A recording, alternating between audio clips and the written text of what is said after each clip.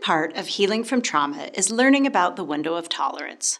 Coined by Dr. Dan Siegel, the window of tolerance is the space in which we can cope with what is happening to us in the present moment.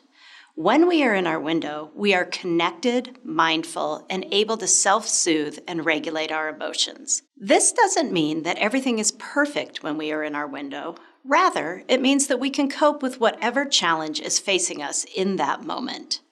Let's say, for example, that you are having a difficult conversation with someone and are feeling frustrated. If you are in your window of tolerance, you are able to safely exist with that frustration and use assertive communication to work through that conversation. On the other hand, there may be times when triggers or other stressors push you outside your window of tolerance. When this happens, you may feel like your stress has gone into overdrive, or what some survivors have described as freaking out.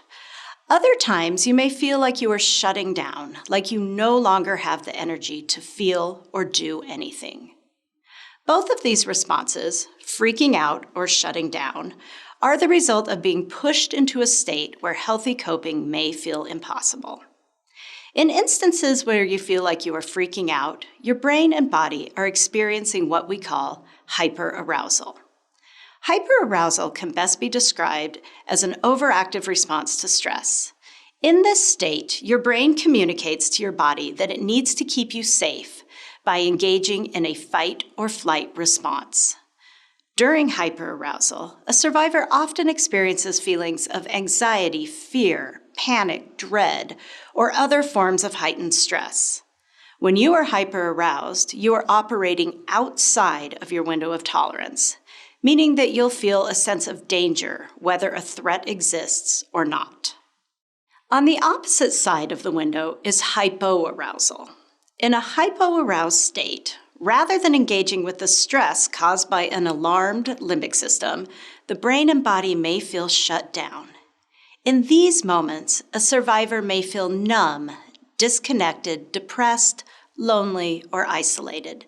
They may even experience dissociation, which is a feeling of disconnection from one's own senses, thoughts, emotions, identity, or memories.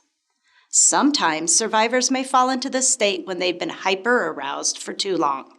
For example, after experiencing heightened levels of panic and anxiety for several days, a survivor's brain and body may cope with the sustained stress by slipping into exhaustion and depression.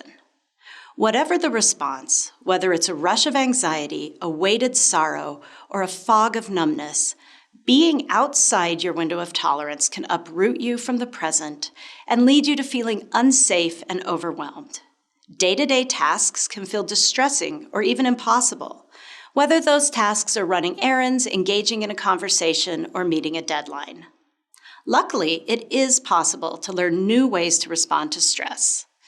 With the 3 healing practices of acknowledgement, mindfulness, and aspiration, survivors can more easily recognize when they've been pushed outside their window, as well as how to return inside it. They can also learn how to expand their window of tolerance so that they aren't pushed outside of it as often. To learn more about the effects of trauma and how these healing practices can help, we invite you to explore the rest of our online resources.